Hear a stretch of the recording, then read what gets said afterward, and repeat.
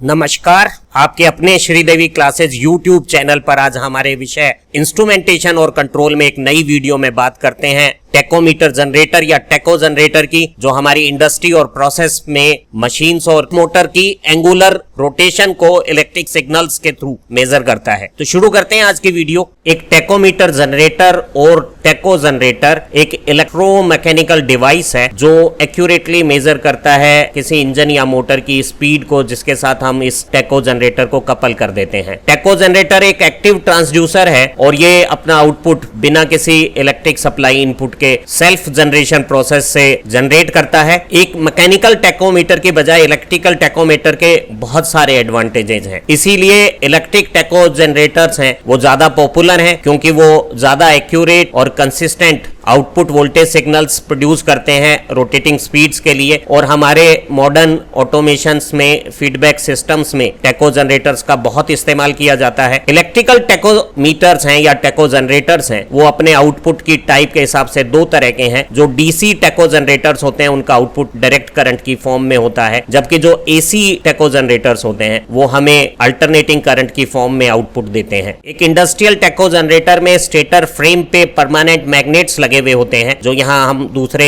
Diagram में भी दिखा रहे हैं। एक रोटेटिंग आर्मेचर है जो उस इंजन या मोटर के साथ कपल्ड हो जाता है जिसकी स्पीड हमें नापनी है। इसी आर्मेचर की एक ड्राइंग हम यहाँ दिखा रहे हैं। इस रोटेटिंग आर्मेचर का एक हिस्सा कम्यूटेटर है। इस कम्यूटेटर के ऊपर यहाँ आप देखिए ये कम्यूटेटर है और इसके ऊपर ये सिल्वर ग्रेफाइट की ब्रशेज एक स्प्रिंग होल्डर में रखी हुई है। और ये जो ब्रश के एंड्स हैं जो यहाँ इस स्ट्रक्चर में दिख रहा है, वहां हम एक्सटर्नल मेजरमेंट के लिए एक सर्किट में एक सेंसिटिव मूविंग कॉइल वोल्टमीटर का इस्तेमाल कर सकते हैं और करंट लिमिटिंग के लिए कोई सर्किट में सीरीज रेजिस्टेंस लगा सकते हैं। जब ये आर्मेचर यहाँ परमानेंट एल्निको स्टील के मैग्नेटिक पोल के बीच में रोटेट होता है तो आर्मेचर की जो यहाँ वाइंडिंग की हुई है, इस वाइंडिंग के साथ जुड़ने वाला फ्लक्स समय के साथ बदलता है और स्पीड के प्रोपोर्शनल आर्मेचर वाइंडिंग एक वोल्टेज जनरेट करती है जो ब्रशेस के अक्रॉस हमारे मेजरमेंट के लिए हमें उपलब्ध हो जाता है। रोटेशन के दौरान आर्मेचर वाइंडिंग्स में एक अल्टरनेटिंग ईएमएफ पैदा होता है, लेकिन हमारा ये जो सेगमेंटेड कम्यूटेटर असेंबली है वो रोटेशन के दौरान एक रेक्टिफायर का काम करता है और इसके ऊपर रखी हुई जो ब्रशेज हैं उनसे जब यहाँ आउटपुट आता है तो वो एक डीसी वोल्टेज के रूप में आता है। एक डीसी टेको जनरेटर की वर्किंग फैराडे के लॉ ऑफ इलेक्ट्रोमैग्नेटिक इंडक्शन पर आधारित है, जो कहता है कि अगर एक कॉइल स्ट्रक्चर मैग्नेटिक फील्ड के साथ रिलेटिव एंगुलर मोशन करता है तो कॉइल स्ट्रक्चर के साथ जुड़ने वाला फ्लक्स समय के साथ बदलता है और ऐसी स्थिति में कॉइल्स में इंड्यूस्ड ईएमएफ पैदा हो जाता है। क्योंकि हमारे ये जो परमानेंट मैग्नेट है वो एक फिक्स्ड मैग्नीट्यूड का मैग्नेटिक फ्लक्स यहाँ बना रहे हैं, तो यहाँ रोटेटिंग आर्मेचर के कम्यूटेटर पे रखी हुई ब्रशेज पे जो वोल्टेज पैदा हो रही है वो आर्मेचर की रोटेटिंग एंगुलर स्पीड के प्रोपोर्शनल होगी। यानी ईएमएफ हमारा एंगुलर डिस्प्लेसमेंट की टाइम रेट ऑफ चेंज या एंगुलर वेलोसिटी के डायरेक्ट प्रोपोर्शनल है और प्रोपोर्शनलिटी कांस्टेंट मोटर की डिजाइन के हिसाब से एक कांस्टेंट है। इस कांस्टेंट के का मान हमारी परमानेंट मैग्नेट की फ्लक्स डेंसिटियां अगर समय के साथ बदलती हैं या टेको जनरेटर का ऑपरेटिंग टेम्परेचर कंडीशंस बदलती है या यहाँ जो सर्किट में हम एक्सटर्नल रेजिस्टेंस लगा रहे हैं ये बदलता है, तो इस कांस्टेंट के का मान हल्का सा बदल सकता है। हम कैलिब्रेशन से इस के की वैल्यू हमेशा पता कर सकते हैं और पाते हैं कि इंड्यूस्ड ईएमएफ एक टेको जनरेटर में स्पीड के डायरेक्ट प्रोपोर्शनल है। एक टेको जनरेटर का वोल्टेज आउटपुट उसकी शाफ्ट पे एंगुलर वेलोसिटी के डायरेक्ट प्रोपोर्शनल है। यहाँ थीटा एंगुलर डिस्प्लेसमेंट है, तो एंगुलर डिस्प्लेसमेंट का जो फर्स्ट डेरिवेटिव है टाइम डेरिवेटिव उसके प्रोपोर्शनल आउटपुट वोल्टेज है। इस प्रोपोर्शनल रिलेशन को इक्वलिटी में बदल देते हैं और के टेकोमीटर की जो डिजाइन और ज्योमेट्री है उसके अनुसार एक कांस्टेंट हो गया है। ऐसी डिफरेंशियल इक्वेशंस को इंटीग्रल से सॉल्व किया जा सकता है, लेकिन हम ज्यादा पसंद करते हैं कि टाइम डोमेन में ये जो इक्वेशंस हैं इन्हें फ्रीक्वेंसी डोमेन में ट्रांसफर कर दिया जाए और लाप्लास ट्रांसफॉर्मेशन करके इनके टाइम रेस्पॉन्स निकाले जाए। तो ई का जो इंड्यूस्ड ईएमएफ है एक टेको जनरेटर में उसका Laplace transformation capital E S हो गया है। यहाँ ब्रैकेट में एस ये बता रहा है कि इसे हमने एस या फ्रीक्वेंसी डोमेन में ट्रांसफर कर दिया है। जो एंगुलर डिस्प्लेसमेंट का जो फर्स्ट डेरिवेटिव है उसका लाप्लास ट्रांसफॉर्मेशन एस थीटा हो जाएगा, के कांस्टेंट ऐसे की ऐसे ट्रांसफर हो जाएगा। यहाँ हमारा एंगुलर डिस्प्लेसमेंट या उसका डेरिवेटिव इनपुट है और ये ईएमएफ आउटपुट है। आउटपुट और इनपुट को लाप्लास ट्रांसफॉर्मेशन के बाद फ्रीक्वेंसी डोमेन में रखने पर जो फ्रीक्वेंसी डोमेन में उनका रेशो होता है उसे सिस्टम का ट्रांसफर फंक्शन कहते हैं। तो एक टेको जनरेटर के एक ट्रांसफर फंक्शन के एस हो गया है है। यहाँ KS में ये जो S मल्टीप्लीकेशन है वो डिफरेंशिएशन को इंडिकेट करता है। तो हम अगर इनपुट एंगुलर डिस्प्लेसमेंट का डिफरेंशिएशन करते हैं तो उसी हिसाब से हमें आउटपुट EMF आ जाता है। और ये ब्लॉक डायग्राम टेको जनरेटर के ट्रांसफर फंक्शन को रिप्रेजेंट करता है। और एक खूबसूरत बात है कि जैसा ट्रांसफर फंक्शन DC टेको जनरेटर का आया है या जैसा ब्लॉक डायग्राम DC टेको जनरेटर का बन रहा है, बिल्कुल वैसा का वैसा ही ट्रांसफर फंक्शन और ब्लॉक डायग्राम AC टेको जनरेटर का भी होता है।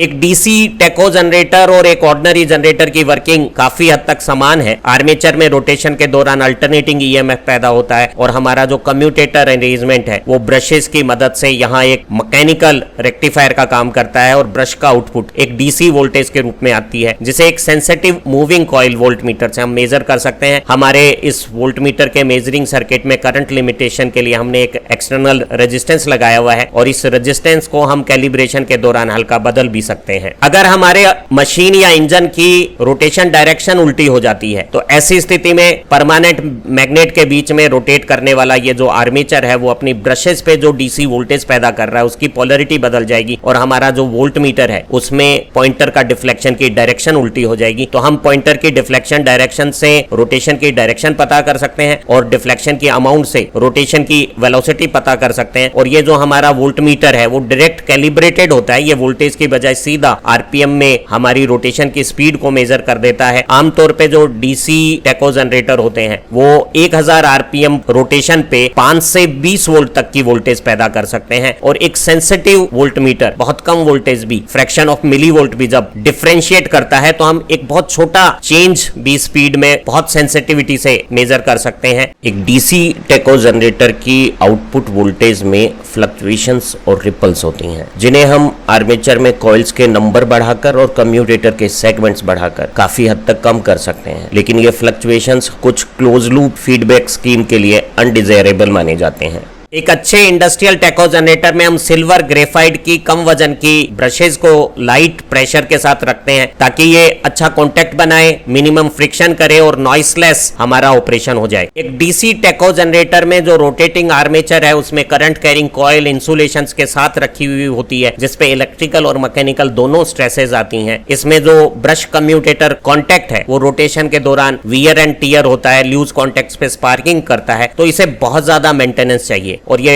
डेलिकेट है, इसमें ओवरलोड कैपेसिटी नहीं है और इसकी जो ऑपरेशनल लाइफ है वो भी छोटी है। अगर ऐसे टेको जनरेटर हम डिजिटल कंट्रोल स्ट्रेटेजीज में इस्तेमाल करते हैं तो हमारे टेको जनरेटर का आउटपुट एक कंटिन्यूअस एनालॉग वोल्टेज आउटपुट है और हमें एक एनालॉग टू डिजिटल कन्वर्टर चाहिएगा अगर हम कंप्यूटर के इंटरफेस के साथ कोई ऑटोमेशन स्कीम में टेको जनरेटर का इस्तेमाल कर रहे हैं। DC टेको जनरेटर के पास कुछ एडवांटेज हैं। अगर हमारी रोटेशन की स्पीड 0 है तो हमारे पास आर्मेचर पे कोई वोल्टेज आउटपुट नहीं आएगा, कोई रेजिडुअल वोल्टेज जैसा कि हमारे AC टेको जनरेटर पैदा कर सकते हैं वैसा कोई दोष DC टेको जनरेटर के पास नहीं है। अगर हमारी रोटेशन की डायरेक्शन बदलती है तो आउटपुट की पोलरिटी बदलने से हमें तुरंत मालूम हो जाएगा कि हमारा डायरेक्शन ऑफ रोटेशन क्या है और हमारा आउटपुट बहुत ज्यादा सेंसिटिव है। इसलिए हम ऑर्डिनरी कन्वेंशनल वोल्टमीटर जो हम DC मेजरमेंट के लिए मूविंग कॉइल टाइप यूज करते हैं उनसे बहुत फाइन स्पीड मेजरमेंट हम कर सकते हैं। अगर मैग्नेट का फ्लक्स डेंसिटी समय के साथ बदलती है या टेम्परेचर की कंडीशंस बदलती है तो हम अपने आउटपुट को कंपनसेट कर सकते हैं, कैलिब्रेशंस कर सकते हैं और एक्यूरेसी को मेंटेन कर सकते हैं। कुछ DC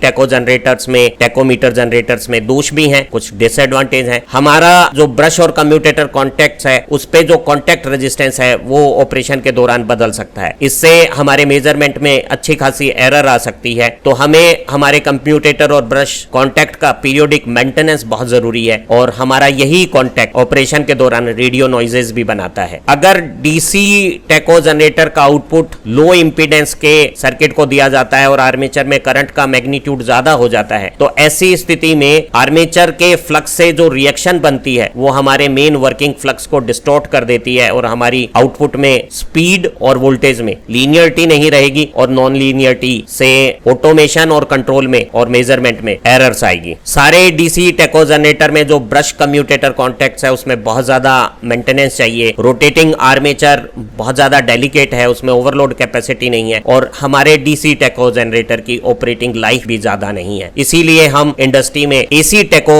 जनरेटर्स का ज्यादा इस्तेमाल करते हैं। जरा समझते हैं कि एसी टेको जनरेटर किस तरह से काम करते हैं। एक डीसी टेकोमीटर जनरेटर अपने कम्यूटेटर और ब्रश कॉन्टैक्ट्स के कारण और रोटेटिंग स्ट्रक्चर के करंट कैरिंग होने के कारण बहुत ज्यादा डेलिकेट और मेंटेनेंस डिमांड करने वाला हो गया, और इसकी लाइफ भी अच्छी नहीं है। वहीं एसी टेकोमीटर जनरेटर में कोई ब्रश कम्यूटेटर अरेंजमेंट नहीं है, इसलिए वो ज्यादा रग्ड है और मेंटेनेंस फ्री है, और उनकी सर्विस लाइफ भी ज्यादा है। एक एसी टेकोमीटर जनरेटर में हमारी जो करंट कैरिंग स्ट्रक्चर है वो स्टेशनरी साइड में है, स्टेटर में है, और हमारा जो ज्यादा पावर का ये स्टेशनरी पार्ट है उसे हम आर्मेचर कहते हैं, और जो परमानेंट मैग्नेट का रोटेटिंग स्ट्रक्चर है जिसे हम मशीन या इंजन के साथ कपल करेंगे वो रोटेटिंग मैग्नेटिक फील्ड बनाता है। Rotating magnetic field stationary coils में फ्लक्स चेंजेस के कारण ईएमएफ इंड्यूस करता है, और हमारा जो इंड्यूस्ड ईएमएफ है उसका एम्पलीट्यूड या फ्रीक्वेंसी रोटेशन की स्पीड के डायरेक्ट प्रोपोर्शनल है। तो हम एम्पलीट्यूड नाप के भी आउटपुट एम्पलीट्यूड से रोटेटिंग स्पीड का पता कर सकते हैं, और हम फ्रीक्वेंसी नाप के भी इंजन या मोटर ड्राइव सिस्टम की एंगुलर वेलोसिटी पता कर सकते हैं। जिस इंजन या मोटर की रोटेटिंग स्पीड को मेजर करके कोई कंट्रोल स्ट्रेटेजी बनानी है उसे हम एसी टेकोमीटर जनरेटर की शाफ्ट के साथ कपल कर देते हैं, और जो रोटेटिंग परमानेंट मैग्नेट स्ट्रक्चर है वो चारों तरफ जो स्टेशनरी कॉइल्स हैं उनके साथ फ्लक्स लिंकेजेस में चेंज करके जो ईएमएफ पैदा कर रहा है एसी, उसे हम किसी रेक्टिफायर सर्किट से रेक्टिफाई कर लेते हैं। रेक्टिफिकेशन के दौरान रिपल्स को कम करने के लिए, फिल्टर करने के लिए हम शंट कैपेसिटर लगा लेते हैं, और जो आउटपुट रेक्टिफाइड आउटपुट है उसे हम किसी भी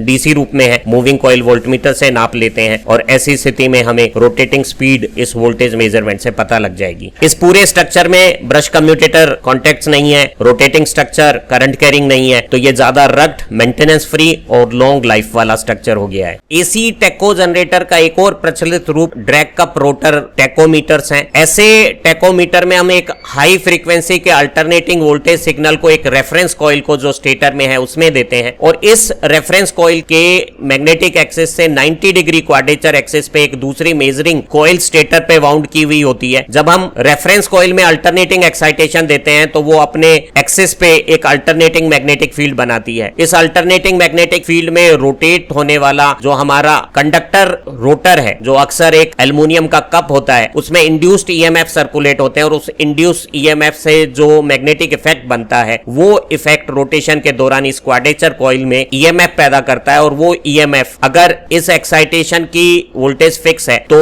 हमारे रोटर की स्पीड के डायरेक्ट प्रोपोर्शनल होगा। तो हम पाते हैं कि एक रेफरेंस कॉइल में फिक्स वोल्टेज का अल्टरनेटिंग एक्साइटेशन देने पर इस कंडक्टर रोटर के रोटेशन से क्वाड्रेचर कॉइल में स्पीड के प्रोपोर्शनल अल्टरनेटिंग वोल्टेज पैदा हो जाती है। ऐसे ड्रैग कप टेको जनरेटर में जो हमारा रोटर है वो एक एल्युमिनियम का कप है जो स्टेटर की कॉइल्स और यहाँ बीच में एक फिक्स्ड मैग्नेटिक कोर के बीच में रखा हुआ होता है और रोटेट होने के लिए फ्री है। एक दूसरी ड्राइंग में ये बात बहुत अच्छी तरह से हम समझ लेते हैं। आउटर स्टेटर में ये हमारी रेफरेंस वाइंडिंग है और इससे क्वाड्रेचर पे, इसी आउटर स्टेटर फ्रेम पे क्वाड्रेचर मेजरिंग कॉइल है। यहाँ बीच में हमने एक स्टेशनरी मैग्नेटिक कोर लगा दी है और इस कोर के बीच में ये जो एयर गैप है उसमें ये एल्युमिनियम का ये जो नीली लाइनों से दिखाया हुआ cup type free to rotate structure है वो रोटेट करता है। रेफरेंस वाइंडिंग के अल्टरनेटिंग करंट के फ्लक्स से कप में ईएमएफ आ जाते हैं और रोटेशन से उन ईएमएफ के करंट का जो मैग्नेटिक इफेक्ट है वो क्वाड्रेचर मेजरिंग कॉइल में वोल्टेज बना देता है जो इस कप के रोटेशन की स्पीड के डायरेक्ट प्रोपोर्शनल है।